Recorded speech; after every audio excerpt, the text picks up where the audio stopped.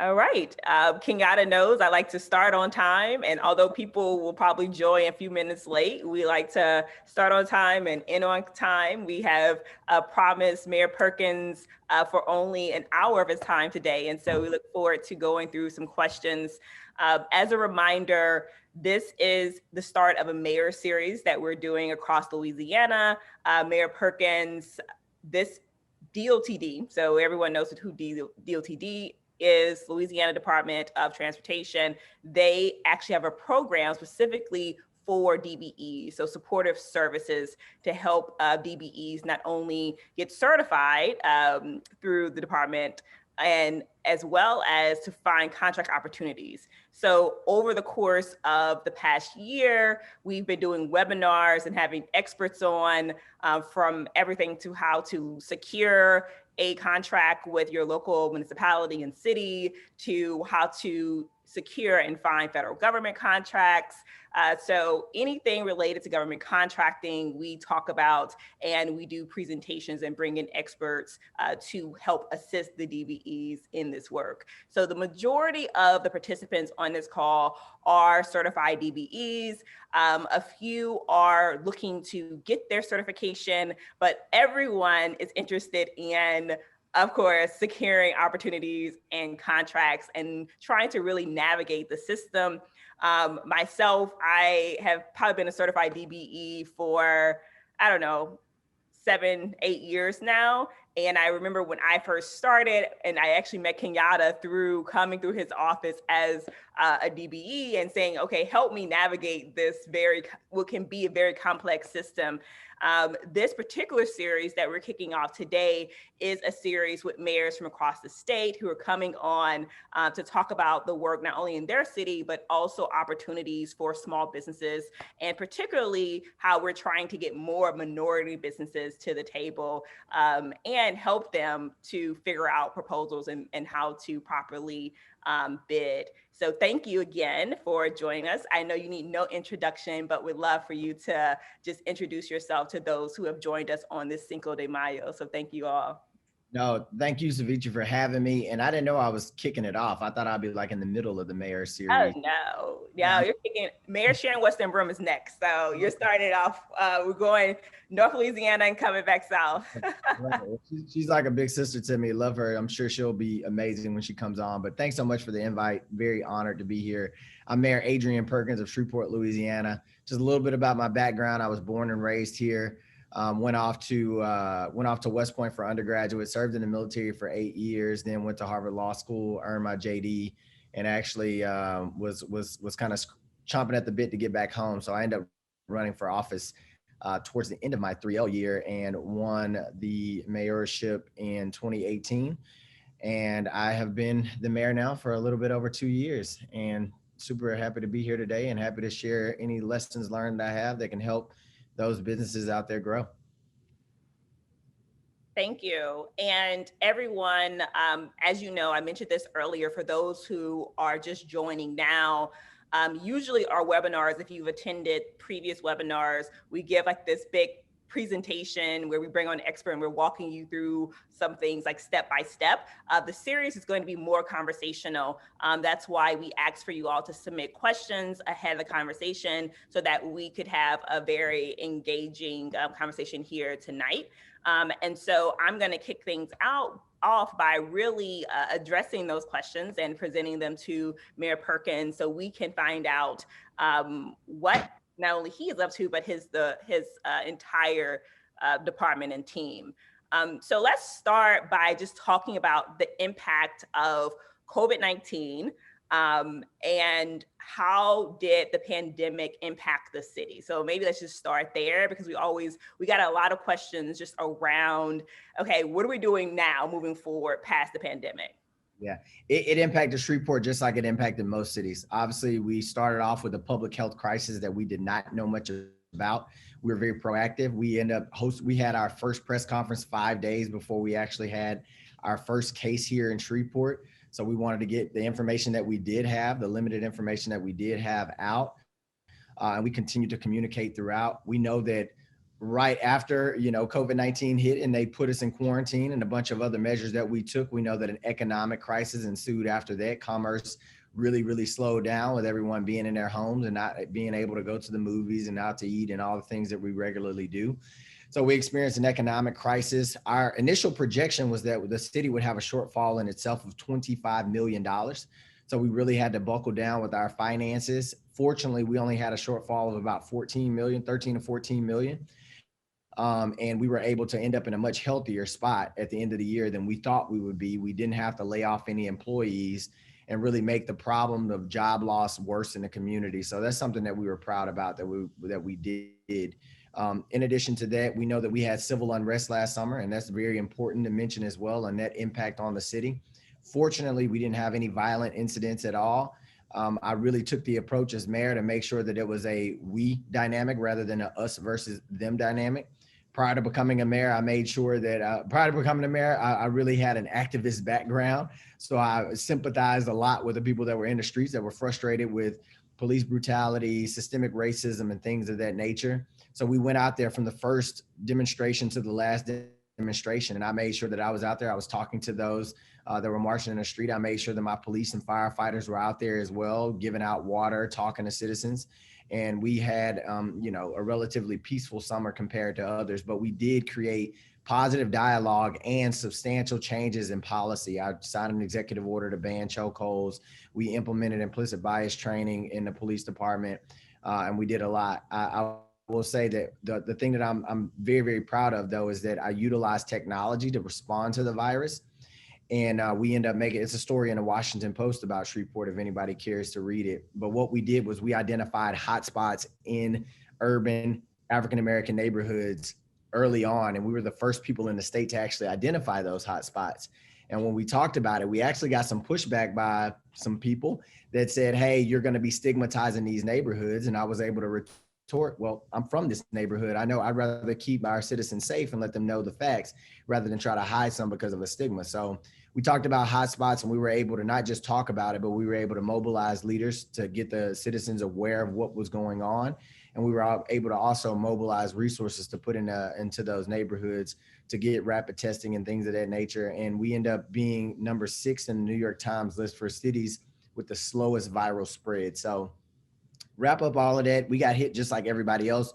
We responded as strongly as we possibly could, but COVID-19 is COVID-19. It was a very resilient virus. We're coming out of it just like a lot of other cities right now as well. And we're very, very blessed to have a strong healthcare system here in Shreveport that allowed us to respond so positively. Shreveport, for those of you in South Louisiana, Shreveport is not some country bumpkin town. We actually service a huge area. It's about 1 million people in our true MSA area, and we're the kind of medical hub of East Texas, Southern Arkansas, and Northern Louisiana. So we have a very strong healthcare system that allowed us to respond so effectively. Thank you for that. And I think I mentioned to you several weeks ago that Shreveport has definitely been a model for other cities across the state and how to do it right, and particularly with the rollout of the vaccination. So definitely a big kudos to you and your team. So I know we're here to talk about infrastructure projects and opportunity for small businesses. Before I jump into a lot of the questions, I would love for you to give just the initial foundation of existing and then also potential future infrastructure projects. And within that, we'd love for you to kind of discuss what is the departmental makeup, right, of who actually handles infrastructure projects. Okay, no, absolutely. So our existing infrastructure, to sum it up in a word, I will say it's aging. That is the word to sum up our existing infrastructure. And we have a lot of priorities. And I got to tell you, like most cities, our actually capital budget to repair that infrastructure, our annual capital budget, there's a huge delta between what we have and what we need to be spending to actually maintain our system to the degree that we should. Now, because of all that deferred maintenance and that accumulation over decades and decades, We have gotten ourselves in trouble. And about the year, I think 2011 was when the EPA initially started to talk to us and let us know that we were in violation of our sewer system was in violation of EPA standards. And we were put under federal consent decree 2014, 2016, somewhere around that time frame. And that has, pretty much the federal government made that our priority. Initially, the estimates were that the cost of repair would be about $250 million. Unfortunately, the administration before me spent double the amount of money and only accomplished half of what needed to be accomplished contractually. So right now we're kind of running out of money unless we raise the rates on our citizens. And coming out of an economic crisis, you don't want to be raising water rates even more than what we have. But we're essentially, by the end of this year, probably have spent upwards of $650 million on our water system. Talk about our sewer system, sorry, but talking about our water system, I got to tell you, a lot of people in South Louisiana, I've learned, aren't as familiar, but when we had the winter storm, Shreveport was the epicenter of that storm for Louisiana. It was the most people impacted. Out of my 200,000 person city, we had 20,000 customers at the height that didn't have water at all because of pipe bursts and things of that nature. And the entire city was under a boil advisory for at a minimum 8 days throughout. So even if you had water, you had to boil the water because it wasn't safe to drink. And some people went out as far as 10 days. So we had major problems with our water system, and it really showed that it's not resilient to the extreme weather that we're experiencing. So that's where we are right now. Like I said, a bit of an aging system that we know that we need to catch up with repairs. We know that we need to invest in to make it more resilient. Now, where we want to go is this. I actually went out for a bond in 2019 and it failed. It was over 12,000 votes. It fell by 40 votes, fell thin margin. And that bond would have made our water and sewer system, our water and sewer system more resilient to environmental effects like that. Now that we've had the winter storm, and people believe me when I tell them, hey, our system is old. We got some pipes here that are over 100 years old. Now everybody is just scratching to get a bond out as quickly as possible. Our bond capacity right now is $200+ million. We know that we've already received $18 million in CARES Act funding that is reimbursable. That was reimbursed funding, so that's discretionary at this point. It's in our operating reserve. And we're about to receive $48 million from the American Rescue Plan once the Treasury Department dispenses that. And then on top of that, we're trying to go out for a bond of, it'll be anywhere between 150 million, 200 million, depending on what deals I have to cut with council. So we're looking at a lot of projects that are going to be very, very much focused on continuing to improve our water and sewer system in the future. And you're talking about everything from our pump stations to actually going in and replacing pipes, all the nuts and bolts. Absolutely. And so I'm going to give you a chance to, take a sip of water. I want Kenyatta, if you're on, would love for you to reintroduce yourself and tell us a little bit about SJB and the DBE supportive services and all of that you have, all that we offer. And then we'll jump into some of the direct DBE questions.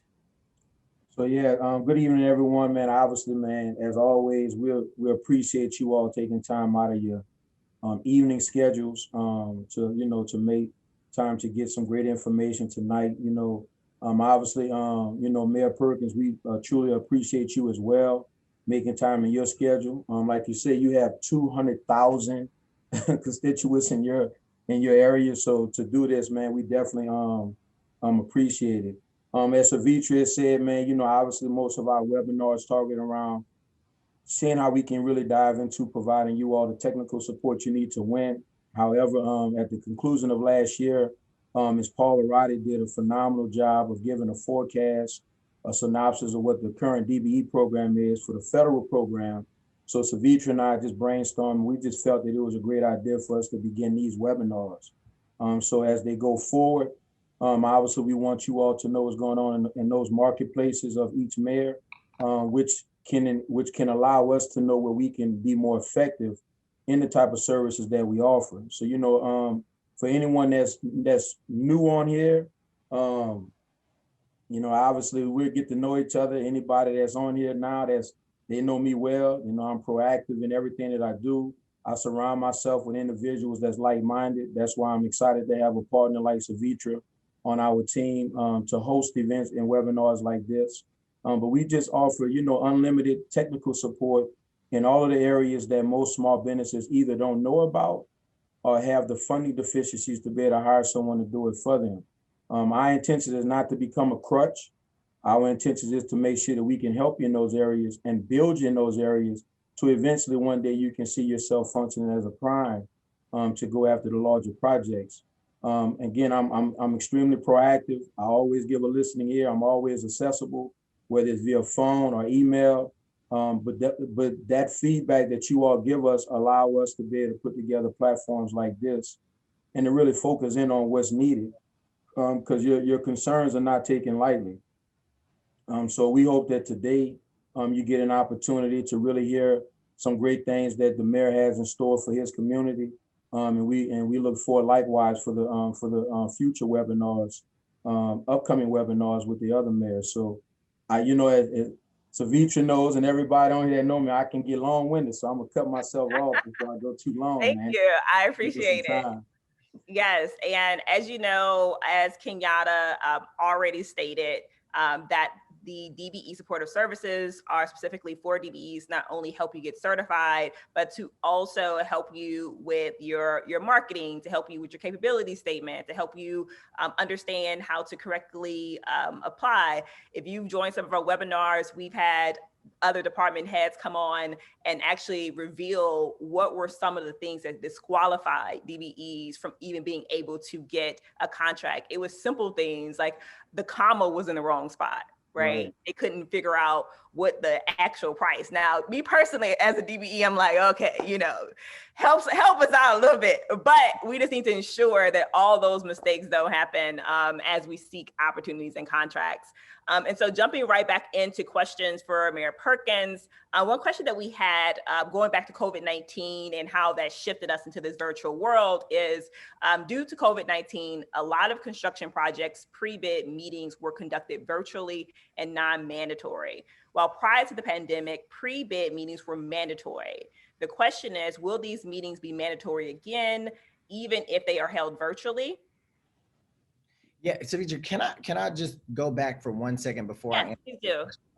I feel like there's a bit of context that was lost because I've been talking in broad terms, but let me narrow it a bit for the audience. Just so yeah, that'd be great. Let me talk specific to DBEs really quickly. DBE programs start at the top. Let me be very, very clear with it. The city of Shreveport's highest, so we have a DBE goal of 25%, and we've had it on the books for almost 20 years at this point, 25%. The highest mark that they could show me that they had ever attained was 13% before I came into office. I made it a priority to make sure that we not only met that goal, but we surpassed that goal. I live in a city of 60% African-Americans, roughly 60% African-Americans.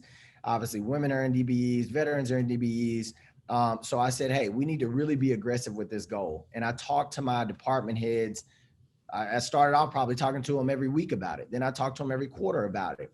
And we were tracking it. And if somebody fell behind, they were going to come to me at the end of the year and say, oh, I fell behind. I can't meet this particular target. So from the top, I made sure we emphasized it. In year one, we got up to 19%. Remember, we were at 13% out of the previous 18 years before I took office. Year one, we got up to 19%. Year two, which was during the pandemic, we got up to 31% of DBE participation in our program. So you talk about things like a comma not being in place and things being kicked back. Leon Wheeler is on this call right now. He's our fair share director that controls the DBE. He knows it is his job to make sure that DBEs applying to our program are successful. It's not a, oh, gotcha game. It's not a, oh, how many people can I exclude game. It's how many people can we include, because he knows that this is a mayor, this is my priority, and he works very diligently to do this. So don't be confused when you hear other mayors on this series, know that it starts with them and their emphasis and what their priorities are as the leader of the city, especially when it comes to public dollars. And this is one of my big priorities. So I wanted to add that to provide some concept when talking about the city of Shreveport. Now, to answer your question about the pre-bid meetings, that's something that I really need to meet with my engineer, and I'll have a conversation with Leon about, because it's a bit of a double-edged sword. If you're mandating that people come to a pre-bid meeting, sometimes you're not going to get sometimes if it's a voluntary thing, you actually see the go-getters that are going to go out of their way to get that contract. They care about that contract. And they aren't going to tear up your city at the end of the day. Now, if you make it mandatory, then sometimes, you're going to get the people that are 1 foot in, 1 foot out. So it's a bit of a double-edged sword with that. And we really need to weigh the pros and cons of it. And I really appreciate the perspective of saying, hey, a lot of the subs can't see who the prime is if they aren't going to those pre-bid meetings, or they can't, consider that. But I think that's also something that can oftentimes be worked out on the back end, because we're requiring those primes to hire DBEs to that certain percentage in order for them to receive that contract. And a huge problem in Shreveport, and it's a problem throughout Louisiana, is capacity. So it's a short list oftentimes when it comes to those subs on who they can call to get that work. And that's my biggest thing that I've realized in this job, and Leon as well. The hardest part is building capacity to grow that number of 31%. That is that will keep you up all night, every single day. It's always something after the other. But if you remain committed to it, it's the same thing as priority. You can get there. It's just going to take some time and some hard work. Absolutely. And Mr. Wheeler, I see you nodding your head there. Any additional words you want to add? Because one of the questions, you've already answered it. What you said, they're like, who is the person? Who is the person that oversees this? And I presume that is you, Mr. Wheeler. Yes, ma'am. The mayor spoke eloquently about the challenges that you have and reaching your goals. It doesn't always fall on the shoulder of the government agency. The private sector, the weak area of them is delivering the services that we need and having the capacity to deliver those services. So you're gonna always have that dichotomy trying to achieve your goals, because the development out in the public sector, we don't have no control over. And then trying to hire those companies to do business for government municipalities, it gets challenging. It's very difficult to keep reaching your numbers, so. But the mayor, one thing he did, and I speak this to everyone about his commitment, he allocated some funds for the Past Share Department, which is what we call for business development, to try to help solve that particular, issues that we have in these DBE programs, getting their capacity up, getting them to be able to, build their capacity to deliver the good services that the citizens require in government. And I'm speaking to the choir here. Everybody knows this, but the private sector, that is very difficult in a lot of our cities for DBEs to be hired in the private sector. We control the public sector, we control public dollars. And a lot of times a public contract ain't gonna make you for the entire year, but it's something that can allow you to have a lifeline so you can go out and get those private contracts, et cetera. But I want to make sure symbolically the private sector knows that this is a huge priority for us. And I want to make sure when it comes to like the substantive part of it, that we are giving out as many of those lifelines as possible to build that capacity with those public contracts. It's difficult. Our city's GDP is roughly about $16 billion a year. My operating budget is about $230 million a year. So the private sector clearly is going to have way more dollars flowing through it than what the city government has. It's my job to make sure, again, we're throwing out as many lifelines as possible so that we can benefit our DBs and give them the fighting chance. Absolutely. Davitra, can I say something real quick? Yes, go for it. Just to piggyback the efforts of the mayor and also Mr. Wheeler, that's part of the services that we provide to all of the certified DBE firms. If you need assistance, because part of the way you can capacity build is, number one, obviously we would like to build a database. So we would like to get new firms to get certified because that increases it. But we can take the ones who are certified and show you that there are additional codes that you may have not known that applies to services that you already provide. When you add those codes to your certification, that increases capacity, increases the opportunity for them to say, now we have enlarged our database of firms that that are certified in these specific, whether it's a NAAC code or a DOTD code, which I know that they use from the LAUCP. DBE program. So again, we can assist in those efforts for you all on here that's listening to see that that's part of the agenda that the mayor and his staff have. We can also share with you how you can add those additional codes, which can make a difference in, number one, how many projects they put a goal on, and number two, what size the goal would be. Thank you for that. One question for a business that's going through the DBE certification process right now is, does the city of Shreveport have a process to become a vendor, and how do you begin that process to make your services present, or to make you aware of a vendor's services that they want to provide for the city? Yeah, our process goes through our fair share department, and it's some teamwork between fair share and our purchasing department. So Leon, you can jump in and kind of talk the mechanics of, when a DBE is applying to be a vendor. Well, there's an application process, and obviously the DBE has a high net worth minimum, and as the fair share, there's two different requirements with the DBE and the fair share. But the fair share process, there's an application process. To get into the fair share program, there's a $250,000 maximum net worth on the personal side, and the $750,000 maximum net worth on the business side. And obviously the DBE has a little higher threshold. But you can go to the City of Shreveport website and print out an application, get it notarized, provide all the documents that is required in those documents, and get them to us, and we'll get you certified. And we'll make sure that we include links into a follow-up email after this webinar, so that you can click on it and go directly there. These, again, are some of the steps that if you need assistance with, Kenyatta, SJB, through supportive services, can help DBEs with, as long as you are certified. A question that we received, and I'm so happy that you all cleared up what the city level DBE goals are, because I think people were kind of confusing like the federal DBE goals with local goals and what you all are striving to do at the city level. So thank you for just clearing that up and really breaking it down for those who may be new DBEs. And so really quick, I mean, just to pull out some nuance from that, there's a city ordinance that put our goal at 25%. But if ever there is state dollars, that requirement changes because the state has its own requirements. And whenever there's federal dollars involved with that particular capital project, then that changes the number too. So that 25% goal is what we want at the local level when we're spending local dollars. Absolutely. And I believe the goal for federal is like 3.05%. Yes.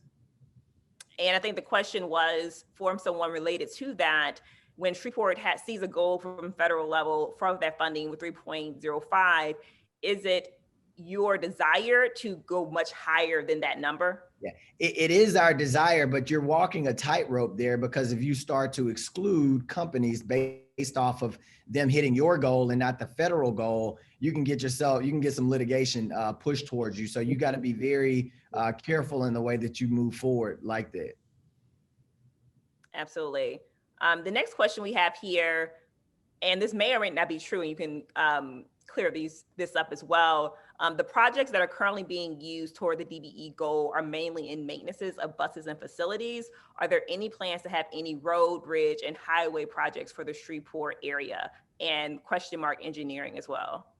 Yeah, again, that question speaks directly to a capacity problem. We actually have more services than what, just maintenance and things of that nature. We have been growing our program quite a bit.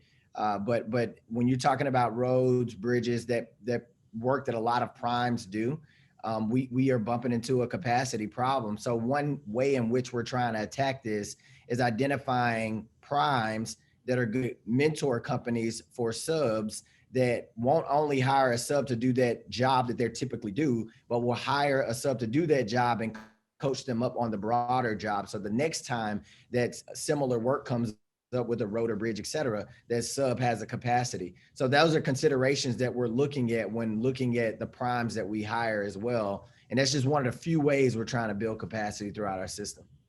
Yeah, I participated in a mentor protege program at the federal level years ago. That was really helpful, insightful for me because it made me understand what was needed of me, right, to be able to continue to grow the contracts that I was doing, even to be able to compete.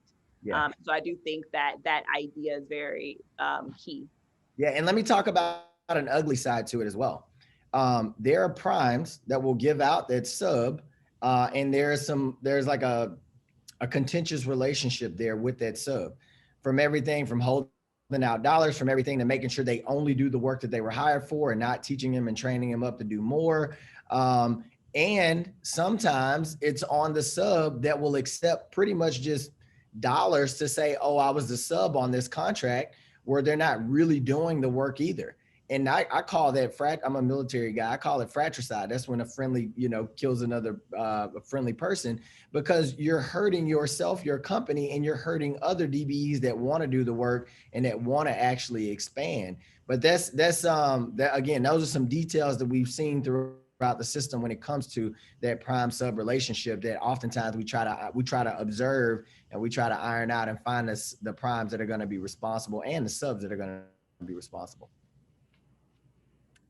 Thank you for that. My next question here is, how does the city advertise projects, particularly where there is a DBE requirement? Leon, you want to jump in? Leon, you can jump in on that one. I have a database of all our fair share clients and DBE clients. And every time a bid come up available to advertise, I send it to them and send them a notice. We send out several every week through MailChimp. We have a MailChimp system. The city, is obligated by ordinance to publicize it. Mm-hmm. Yeah, So so everyone, you have to publicize. And so certain things that through this conversation that we're pulling out in our follow-up communication, we'll definitely share information, particularly if there's like email lists. I'm on like a couple of different email lists. And so sometimes people are just not receiving information because they haven't signed up to receive information in certain places where it's being pushed out. So we'll also follow up with that information so that you can ensure that you're on those lists and that you are receiving the advertising. I've actually went through every client that we have in our database to make sure they receive notices of all bids available. So you hear that, guys? Check your spam, check your email. The next question that we have is about the fiscal year. When does the fiscal year begin for buying products, uniforms? How do you find out what the city is purchasing? I'm sure via advertising is one way for sure. Yeah. Well, we're on a calendar year. That's our fiscal year. We pass our budget typically November, December. So that's one. So January is the time to jump in there. But I'll also say about advertising, infrastructure. I found technology infrastructure. I found is something that's very important with advertising. Obviously, Leon has a database that he can shoot out emails with, but we just acquired a lot of the tech to be able to house those email addresses and house that information. That wasn't here before I got here. Another thing that we're trying to build with infrastructure is also tracking contracts as they lapse as well. That's something that we haven't completed yet, but that's something that I'm trying to get done over the next 6 months. Because when you do that, if you don't do that, a lot of times contract will lapse and it will give an advantage to the company, the entity that already had that contract, rather than letting DBE firms prepare themselves to be able to competitively bid for that contract. So that's advantageous to the company, not advantageous to the city or competitive marketplace. So I just wanted to talk a little bit about infrastructure that has to go in there when it comes to not just advertising, but when it comes to making sure that everybody has a fair shot to compete as well. Thank you. One question, and you talked a little bit about the other side, right? The ugly side. Even with DOTD, they talk about trying to hold primes and others accountable as well, and how that's like a never-ending story for them. One of the questions here was, We already know who monitors DBE and small business programs, but how do you make sure contractors who sub their work are in compliance and that DBEs are paid without delay? Which again, we've had many people come on here and say this is an issue and they are trying to like remedy in many different ways. But what is the case for you? Yeah, I'll say this. So it's interesting. I expanded our fair share department to a department of two. And that's terrible to say that only one person was running this program forever. But Leon and Miss Scott, they do a phenomenal job at not only getting people introduced, but also making sure that people are treated fairly once they do have contracts. So they also are the hotline whenever anything like this happens and primes aren't treating the subs fairly. And that hotline, our fair share department, is very much tied to our legal department, very much tied to our engineering department. And these reports get back to me and I know who are the habitual offenders. And that's the way that we take it out on them. If they're not going to be a responsible prime for the city, then it's no need to give them future work, right? You'll have other alternatives when putting out work. But again, that's the reason why I say it's so important for the top of the organization, whoever the executive is, whoever the administrator is, the executive director, you name it, it's so important for them to have a commitment to this program because you often have to get involved. So kind of shift, I know we talked about infrastructure and many think of infrastructure as construction, electrical projects. One person mentioned here, IT, right? So thinking about professional services and looking in other forms of proposal opportunities, are there any opportunities that you see in IT for DBE companies in Shreveport? That is such a great question because IT is a huge challenge. A lot of the tech software and things of that nature are sole source. And even if there is competitive companies bidding to provide that type of software, a lot of them don't qualify to be DBEs. They aren't going to even be close to the numbers required or the racial makeup, gender makeup, you name it. So one thing that we've done, and it's funny because Leon sends me quarterly reports and I kind of have like a bad department heads list. So I had a conversation with my IT director last quarter because he was falling short. And one of the things, and by the way, he's phenomenal when it comes to being inclusive. He's great. It was a bad quarter for him. And again, he's under these like structural constraints, right? It's nothing that he did. But in conversation and us trying to work out the problem, what we realize is that he does a lot of hiring through temporary services. And he also has an innovative team that hires a bunch of people too. So we realized that we could use minority DBE firms to hire temporary, people that could be temps to go in and do some of that technical work. They can do the technical work. And not only are we giving money to that temp service, but we're also training up these employees throughout the city that he's also trying to hire into the department to give them more like long-term, work with more benefits and pay as well. So that's one of the areas that we've identified. Again, if we can get a Black equivalent to Microsoft or any of these other Accenture and any of these other companies that's putting out a lot of the software that we use, we would greatly welcome that. But again, we have some structural constraints that everybody has when it comes to IT. Yes. Ms. Tanner here, Gloria Tanner says, please inform Mayor Perkins that the percentage of increase for DB participation is unusual for any city. So great commitment from you. Thank you. I appreciate that. Unusually high. You don't usually hear that those two words together, but yes. I got a phenomenal team. Leon and Miss Scott, they do a phenomenal job. They're working day in, day out. They know exactly where I stand on this. And, again, the executive has to get involved, but I do not have to do the day-to-day because of what they do. I would add, but when you have a mayor that's committed and really, really committed and stress that through the entire department, it makes the job easy. Absolutely. And we have a bunch of engineering firms on, construction management firms on. I see your comments and questions here in the chat. Jimmy of Axum Engineering Development, I think we might have answered this, and this might actually be more of a Kenyatta question. He's just asking about any engineering opportunities available for small engineering firms at the state level. I know we addressed the idea of a capacity issue being one of the concerns of DBEs, and trying to increase the capacity of firms, particularly engineering firms in Shreveport. This firm is based in Shreveport as well. And I think, Kenyatta, from your side, this is also where DOTD comes into play. And when we think about opportunities to reach out and actually go through the different solicitations from the state, Kenyatta can definitely help with that from an engineering perspective. Yeah. So obviously you have the design build phase projects, the engineering phase. So DOTD will have some of those projects that will have goals on them. You get positive and negative feedback sometimes, just depending on the size. It all comes down to capacity. So that's the reason why we really focus on showing the firms how to increase their service, their codes.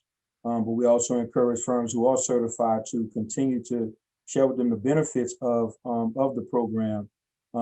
So now also, if we're talking about statewide, I know right now currently with the city, which I might be taking some of the information from Mayor Broome, but there is here locally a huge project going on for Move EBR. And the only reason why I'm bringing it up, not to take anything away from our focus of Shreveport tonight, but someone asked about statewide opportunities, and their design build phases have really been targeting inclusiveness of the DBE firms. And they're similar to what we're talking about, the goal here tonight.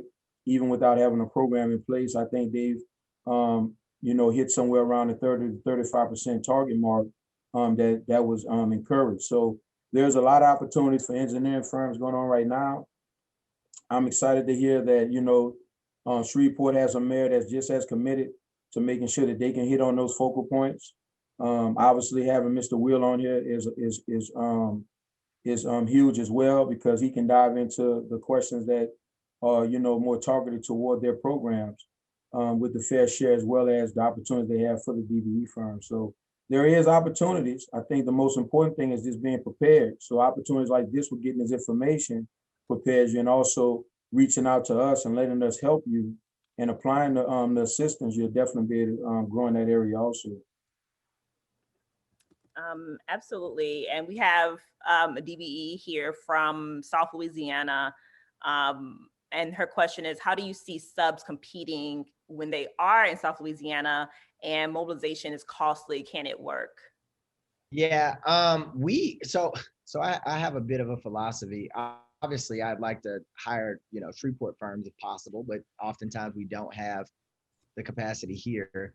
And my philosophy is to stay within the state. If I can recycle those dollars within the state, then you better believe I'm going to do so. So if Baton Rouge has a sub or even a prime that I can reach out to, or New Orleans, then I'm a part of our calculations. We're going to favor them over some out-of-state entities that might not have as much buy-in to Shreveport and as much accountability to Shreveport as a firm from South Louisiana. And one thing, and bringing up Baton Rouge once again, I'll tell you, we have the only project manager for consent decree work, which is in the hundreds of millions. We have the only African-American firm in the Southeast, and it might be throughout the country. And that firm is based out of Baton Rouge and Bonton and Associates. They're on a joint venture with Burns and McDonnell, where they have a phenomenal relationship, and they have completely turned that program around that I was talking about, and really putting us in line with the goals that the EPA and the DOJ set for us. So obviously I gotta, show some favoritism to our local contractors, but I don't mind using contractors throughout the state as long as they're going to come into my community and treat it like it is their own. Absolutely. I have a question here related to trying to encourage additional training for general contractors and other primes regarding the DBE policy and pros and cons. Is there any type of trainings for general contractors? Do they receive any information related to how to work with DBEs and ways to keep them accountable? I think people keep going back to how do we keep general contractors and primes accountable?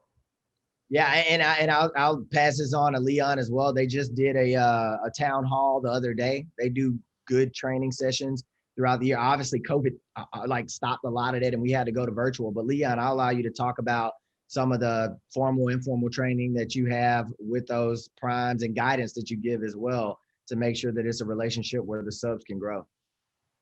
So basically what we do, we just keep our eyes to media and try to find opportunities for training up, these companies and basically on the business side, on the technical side, anything that we can pass on to get them trained up to deliver good services for the citizens of Shreveport. We put it out there. And then the mayor mentioned we had a town hall. We just wanted to listen to what our constituents of our citizens wanted to say and tell us what we need to be doing so we can deliver their expectations. But back to the topic, yeah, we just try to make available anything that we can make available for training up our small businesses here in Shreveport. Thank you for that. And thank you all again for joining. We have 45 DBEs are on their way to become DBE certified here on this call, and hundreds of more who are waiting to watch this recording and who signed up. So thank you for taking out time your evening to hear from Mayor Perkins and Mr. Wheeler.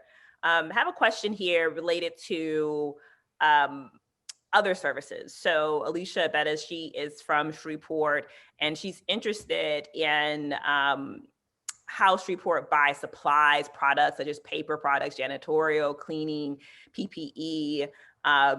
She says, Leon, you're very active in sending out the fair share opportunities. So thank you. She receives them almost daily. We had another comment that said the same thing. So you are clearly doing your work there. But she's asking specifically for this industry. Is there opportunity to understand and know when those type of services are needed, and how does she compete with probably existing contracts, right? And so I've worked with enough cities to know that sometimes people been getting tissue from the same people for 20 years and they continue to get tissue from them because, that's who they've been servicing. But when it comes to like PPE, cleaning, and janitorial, how do individuals make their businesses known? Yeah, I'm gonna let Leon chime in on the end of this because he beats his head against the wall by saying a lot of our businesses do the same things and they're in the same space, and we're trying to push them into those more complicated, more technical, newer spaces for a lot of our DBEs. But yeah, so I'll tell you, my department heads, they've kind of figured out the game, and they will make sure their numbers are good because they'll go 100% DBE with a lot of the service you listed.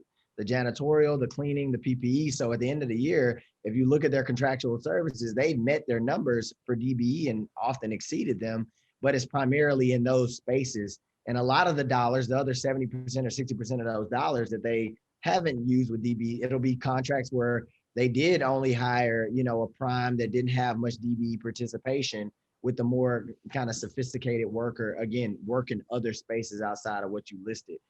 I'll let Leon talk about this a little bit because I'm not 100% sure how we do the rotation, but I do know we have a bit of a rotation to keep fresh blood in the system and not create somewhat of monopolies because somebody has been there before. We got to make sure we're giving newer companies the opportunity because that might be the company that's going to have that breakthrough, right? That is going to go to the newer space. That might be the company that is next going to apply for a state contract or a federal contract. So I know we do have a bit of a system to where we recycle those opportunities. And also, Mr. Mayor, it does good if the company or the executive or the salesperson reach out to the department head, introduce themselves, introduce the products they have to sell, and, make a pitch. Those are commodities. And, we have an ordinance that says what I can do and what I can't do when it comes to commodities. But however, we still have the same, set of rules that we try to apply to those purchases too. But I always tell all the companies, make a sales pitch to the department heads, reach out, talk to them. A lot of things go through state contracts too. That has to be purchased through state contract. And so that's a dilemma too. But yeah, just reach out to the department heads and make a pitch. And also call me if you can. Email me and I'll introduce you. Leon will fight for you. He'll definitely fight for you. Yes, we have individuals who said that you always keep them informed and you do a great job of reaching out and staying in touch. Yes, Alicia, she would be in touch as well. I agree with that. Even when we were getting contracts and still do have several contracts with cities, it was the department heads that were the ones that advocated for us, and because they knew what they needed, they knew what they were looking for, and were very specific. So I do feel that that is critical, particularly for DBEs when you're trying to navigate a city, right? Go to who is actually utilizing what you sell and who purchases it. We have about 9 minutes left. And so I want to just give room for you, Mayor Perkins, and you, Mr. Willer, to just say some final words about the DBE opportunities and just opportunities in general for DBEs and the work that you're doing in Shreveport. And then from there, we'll hand it over to Kenyatta to wrap up and restate some of the great benefits of the DBE supportive services that DOTD provides. Leon, you can jump in first. I'll finish this off. I'd just like to say this was a great webinar, and I try to learn at every turn, and listen and take the best part out of it and make it work. But I just like to reach out and say to all the companies that's on this webinar is that you just got to be prepared and ready to deliver. We work real hard behind these city hall walls to get the contracts for you, but you just have to be ready and to deliver, because there's an old saying, you get that one shot and you just got to deliver, because it bears on everybody else behind you. I definitely want to say that. And that there's not a phone call that I haven't returned since I've been on this job. My phone is tied to my ear. I have not returned not one phone call since I've been the fair share director. And I appreciate this opportunity from the mayor, and I work and I will work and I will do everything in my power to make sure that these small firms have opportunities with the city of Shreveport. Thank you. Great words, Leon. And you better believe I pass off so many companies to Leon on a daily basis, and he always follows up. So that's the truth. My closing remarks are this. I just want to reiterate a theme that I touched on. DBE programs, they start at the top. I am an elected official. I am accountable to the people of Shreveport. Whatever city, whatever parish you're in, there is an elected official at the top, or somebody that's appointed by elected officials or selected by elected officials. Make sure y'all are holding them accountable, and make sure that DBEs are getting a fair shot. There's a big reason why I never talked about like quality on this call, and that's often the first excuse you'll hear when people are talking about DBEs. I don't believe in that framework whatsoever. I assure you that if DBEs got the same public and private opportunities that a lot of other companies got, that wouldn't be a part of the conversation at all. So I like to focus on the system in that manner.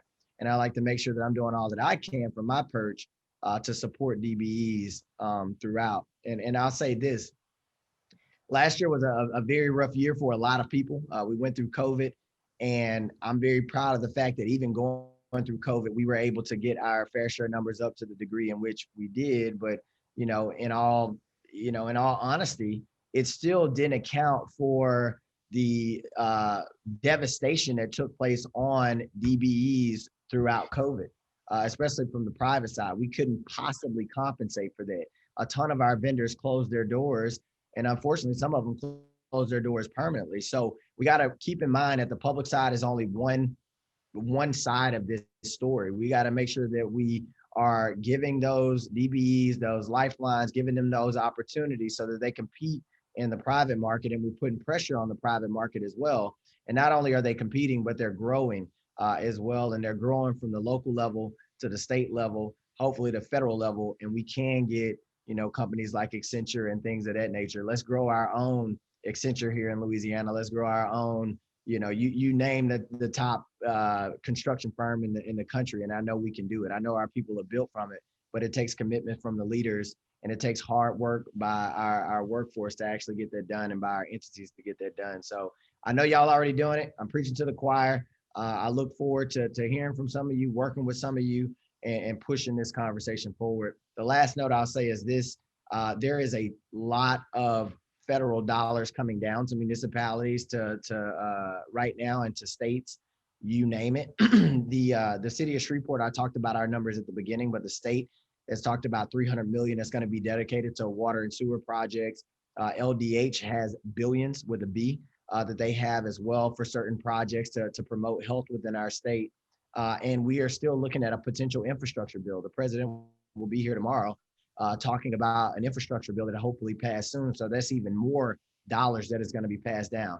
Now is as best time as any to be a DBE and to be an aggressive DBE, to get those opportunities to grow your business and get to a level that a lot of times DBEs don't get to because there isn't enough resources in the public system. So I just want to leave that out there. Again, thank you so much, Savitri, for inviting us on. Thank you so much for everybody that tuned in. Grateful to be here tonight. Thank you. Yes, I think that I've talked to individuals across cities, across the country, and everyone is anticipating, this funding coming down locally and through the state, as Mayor Perkins mentioned. And yes, you're right. President Biden will be here in Louisiana tomorrow, so that's great news. And Louisiana is definitely going to be in that number. So I'm not going to even say what I was about to say, but we're going to be in that number despite it. I also wrote an article. I wrote a joint op-ed with the mayor of Lake Charles, a Republican mayor, to show that there is bipartisan support for this. And I think in negotiations, I hope that our Republican delegation, they really come to the table in good faith and we get this bill passed. Absolutely. And we have Miss Jo Lawrence, who is in the chat. She represents SBA. Ms. Jo, please drop your information. She was on several weeks back, and she hosted a webinar talking about services that the SBA provides to small businesses here in Louisiana. So thank you for joining, Ms. Jo. We appreciate you as always. So Kenyatta, I'll kick it over to you to wrap us up, and as we usually try to do, end on time. Yeah, you great at that, man. I always got to make sure I give you your kudos on that. But I'm happy to hear what everything that the mayor had to say today. Obviously, Mr. Lee Wheeler as well. Even in the last statements that the mayor said, with all the money that's coming in, obviously Savitri has mentioned that numerous times on our previous webinars. We continue to keep information flooded via email on populated to our social media platforms. So, obviously that leads us to why we are looking forward to platforms like this. I hope that today, everyone that's in attendance recognize that, Mayor Perkins is accessible, his staff is accessible. Let's continue to grow these relationships. Obviously you can lean on us as DBE Supportive Services. Our contract, the region that we have is Region 8, which is Baton Rouge, Lake Charles, Lafayette, Alexandria, Shreveport, and Monroe. So obviously we're going to target those areas, but we're also going to find ways to get more information to you from across the state. But we really want to tune in on that. I was excited that we had an opportunity to start off with Mayor Perkins. And again, take this information today. Let's begin to apply it. I expect my email, I expect my phone to be ringing off the hook, utilizing the services that we can provide to help in their agenda. Because as you can tell, they're setting a platform for a lot of the firms in order to be able to establish themselves as successful and sustainable businesses in that area. We will be, obviously with COVID beginning to, go in the right direction. Obviously, we want to make more of a physical presence there outside all these virtual meetings.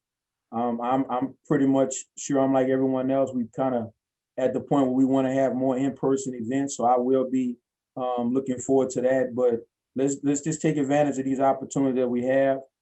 Again, like Savitri say, man, with this being a sponsored event by DOTD, Ms. Paula Rod and her staff is doing a phenomenal job with managing the program and allowing us to help facilitate that by way of supportive services.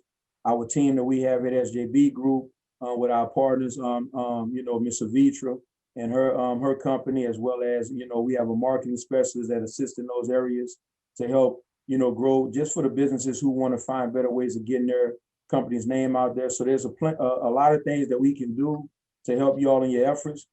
We just ask that you allow us to do so. So again, we appreciate you all taking this time to let us come into your homes, as even virtually, and share some great information with you. So as always, so we can stay on time, and let Ms. Savitri do her thing. Yes, and we also have Ms. Rhonda Wallace. She's the DOTD DBE manager. She's also on this webinar. So we had all the all-stars, the whole all-star team on the chat, and all of them are willing to help you any way they can. Next up, we have Mayor President Sharon Weston Broom, who actually just has their Fair Share program for the city of Baton Rouge and a parish of East Baton Rouge. So we look forward to having her on discussing what does that mean for DBEs and what does that mean for minority businesses. I know it's something that she has been working on since the beginning, since the very beginning of her term as mayor 4 years ago. And I know she'll be looking to push that forward in the first year of her second term as mayor of the city of Baton Rouge and parish of East Baton Rouge. And so thank you again, Mayor Perkins. Thank you again, Mr. Willer. We have been extremely grateful for your time this evening, and I will let you go on that.